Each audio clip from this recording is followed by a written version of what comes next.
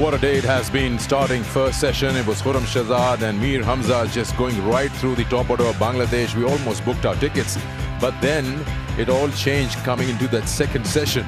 The amazing performance from the bowlers, the seamers in the first half, and then what a fight back it was after lunch with Mehdi and Liton Das forming that formidable partnership of 150 plus for the 7th wicket. Completely took Pakistan by surprise and went on piling runs, not just about spending time out in the centre. They started scoring runs, first avoided the follow-on, then moved on to get as close as possible to Pakistan's score. 78 for Mehdi, 138 for Liton Das, who batted superbly and showed great character, showed great determination and put Pakistan under pressure. And then came Pakistan's second innings, lost Abdullah Shafiq, lacking form, and the night watchman, Khurram Shahzad, reducing them to 9 for 2. Well, I'm Sikandar here with you, and Pakistan have a lead of 21, but there are more worries for them. They've got 8 wickets in hand, and Bangladesh will not be wrong to say that they won 2 out of 3 sessions today. This is the match summary. 274 Pakistan all out, then Bangladesh fighting it out to 262. 12 runs behind, Pakistan 9 for 2 now with a total lead of 21. All right, I need to get Athar Ali Khan into this show right here, right now, because there's lots to talk about. The character, as I said, the determination and the belief that you can come back from 26 for 6. Well, at that stage of the game, when you mentioned that you booked your tickets, the pair... I live next door. You're booking your tickets. Kumar Das and Mehdi and Murad made sure that you changed your tickets. Stayed, yeah. So, I mean, looking at what happened today, I thought Pakistan were brilliant. 26 for 6 at one stage, Bangladesh. I mean, who would have thought that that would be a comeback of some sorts, the way they batted together. Liton Kumar Das with Mehdi and Miraj added 165 for the 7th wicket. Never before. It has happened before. Never before when a side who have lost more than 5 wickets in less than 50 runs on the board, someone or that pair to go and do that. I thought they batted beautifully. I thought they understood the fact that they took the pressure, absorbed the pressure initially, because Liton Kumar Das was a little bit more caution in terms of scoring runs. But mind you, Mehdi Hasan Miraj played his natural game of scoring runs. He started to pick up boundaries which eased the pressure, but they were always in a whole lot of pressure. But to come out of that pressure and to produce that kind of partnership, I take my hat off for them. Absolutely brilliant. Magnificent recovery for them. And really surprised a lot of fans from Pakistan because of what they did. And at the same time, must have been a frustration thing for Pakistan camp. Yeah, indeed, it was frustrating, I'm sure. And I'll bring that to Uruj Mumtaz, who's also a part of our show. Uruj, when you have 2 quality sides, locking horns, you expect resistance, you expect determination, fight back. Yes, it was there. But it seemed like from Pakistan's point of view, when that partnership was happening, there was no plan B. It looked like their plan A wasn't quite well knitted again. And let's not get it wrong, we're only reading the game as we see it play out.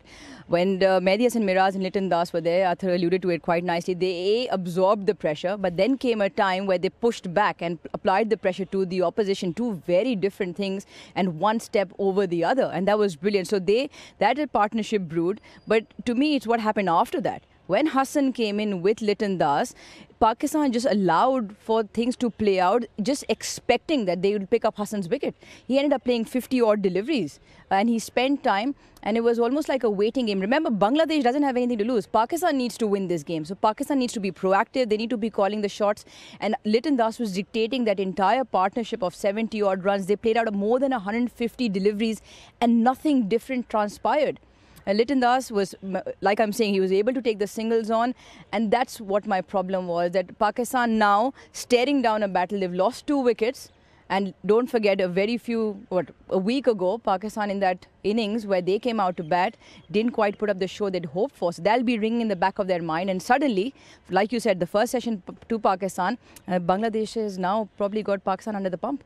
Yeah, and you guys, both of you mentioned Liton Das quite a few times. Yes, what a knock that was. He's just tailor-made for that number 7. It seems that way in this format. Refuses to give up, refuses to give in, and it's a treat to watch. You would sit there and watch this on highlights once again. He's a class act. I mean, he's such a lovely batter when he's on song, and he's been batting beautifully. He's played some cracking shots. You've seen the drives that he's driven and the sweep shot that he has played, or the pull or the hook, and complete batter. And to be able to go and get set under tremendous amount of pressure, and at the same time then converting the starts to a big one, I mean, says a lot about the character that he possesses. When you look at this wagon wheel, especially Liton Das, he's played all around. This is after 138 that he scored. But if you actually bisect that, he scored more square of the wicket because Pakistan just went erratic with their lengths in the second session. Yeah, they came out after lunch and they seemed to go completely the other end of the spectrum to what they did so well in that first session. And they lost their length, they lost their lines. They brought in the front-line spinner who wasn't effective at all. He bowled over 30-odd overs abroad. Even Khurram Shahzad, remember, they were dented because Mohammad Ali had to go out. But I still felt it was, again, the similar story what they did in the first innings of that first test. They weren't quite as good with the ball. It's basically that, yes, take nothing away from Liton Das and Mehdi Hasan Miraz. Also, don't forget, both are established batters at number 7 and number 8. So they weren't just going to hand you their wicket. They weren't the tail. They've all batted on top of the order, Liton Das and Mehdi Hasan Miraz both. And that's where Pakistan, I thought, took it very casually. Yeah, you're right about that. 165 between them. And since cricket is a team sport, Liton couldn't have done it alone. Mehdi played an important role, an integral part from 26 for 6. He stood his ground and gave company to his partner. Yeah, he made an impact right away when he made his test debut in 2016, 19 wickets in that series against England. But he started to show how good he has become as a batter. And he's put his hand up to be recognized as a genuine all-rounder, because now he has picked up 3 consecutive 50s in the last 3 innings in test matches that he has played. Again, under pressure. I mean, look at that, what they achieved. 165 runs. Never in the history of test cricket has that happened before. But having said that, as a batter, he started to realize his potential, and he also understands the fact that when does he have to go and perform with the bat. He picked up a 5-er, don't forget that, in that first innings. And this time around, looking at dire straight conditions when Bangladesh was 6 down for 26. It's a magnificent inning. It's an absolutely beauty to watch. What has he done as a batter in these conditions? You mentioned a while ago, Rouge, that yes, partnership was brilliant, but what poked you more probably was the partnership between Hassan and Liton Das. And it seemed like Hassan had a very clear instruction. Anything within the stumps, you play that. Otherwise, don't attempt anything else. Probably send that message across to Pakistan's top order at the moment. And he did it quite well.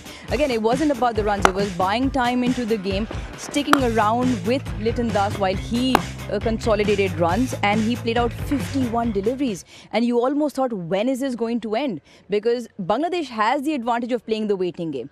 It was almost, and it was the case. Liton Das lost his wicket by an error due to his own judgment. It wasn't that Pakistan got him out. They were more than happy to give him the runs. He kept picking up boundaries at will.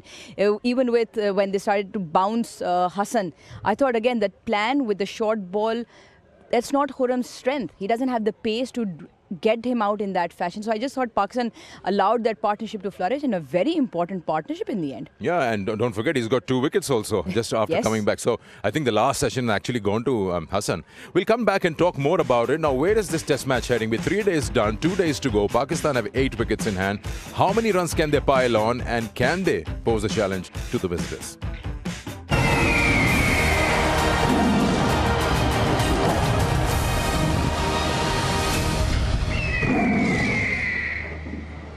Welcome back to the pitchside studio. Now, Pakistan in their second innings reduced to 9 for 2 in whatever overs they faced, 3.4 overs. And they've lost Abdullah Shafiq and the night watchman. Let's have a look at the dismisses. Now, it's that moment in time in a cricketer's career where nothing's going right. Have a look at that, Rouge, the way he's been being dismissed through the series. Yeah, I think it just needs more clarity in his headspace. It's, yes, technique. You look at it, it's a short stride forward. He's just thrown his bat at it. It's probably a third set of stumps is where that line is. And he's gone after chasing one that again is going away from him in an aim that one does come back. And Khurram Shahzad, well, he was sent out for being night watchman. He didn't last for very long. What a magnificent delivery. Just straightens enough to clip off stump. The top off. They ask the bowlers to hit top off. That's one way to do it. And quite some exemplary fashion. So Hassan Mahmood, you said it right here, Sikandar. the session overall belongs to him. Played out 51 deliveries when it mattered most. Picked up 2 crucial wickets. 69 runs partnership, also crucial for Litun Kumar Das to really change the mindset of Bangladesh players. Both of you, I mean, in one line or so, just explain the concept of a night watchman, because you still end up with 9 for 2. I don't agree with it though. I mean, because had there been maybe a couple of more overs, would they have sent another one? Or would Babar have to come out? You hardly see 2 night watchmen coming. The idea from when you see a night watchman walking in, the idea is to shield a top order batsman, a genuine batter. That's the idea that they want to send across a person who's lower down, who bats lower down the order to protect the top order. To protect a top order batter with your tail. That's how with the new ball bowlers who are your best in the lineup. Well, if just on that, if you had sent, if they would have sent a top order, have they sent what Babar Azam or maybe Shan to go and bat in these last few deliveries and get out? So perhaps maybe in that sense, maybe they've actually protected one of the. I completely agree with the concept and understand why they do it, but I just feel like had they a few more overs, what do you do then, right? Because you're putting up not your best batter against the best bowling, because you expect the best bowlers with the new ball from the other side take and then put someone against who's probably not as accomplished with the bat. Yeah. Well, if you look at day 3, not all went wrong for Pakistan. First session belonged to them. Khurram Shahzad was really good with that new ball. Ended up with 6 for 90, his career best. And how good was the other? Oh, he was very good. I thought he floated the ball nicely. He had the ball to move around, especially with the new ball. And he's especially been very good against the left-handers when he's bringing the ball back in. He's picked up 3 there. And he was quite instrumental. Yes, this was the one, the important one, locked back onto him. Again, left-hander traps in front. What is important from him, the key for me, is he tries to hit the stumps all the time. And yes, ability to bring the ball back into the left-hander has really worked in his favor. He hits the stumps all before lunch.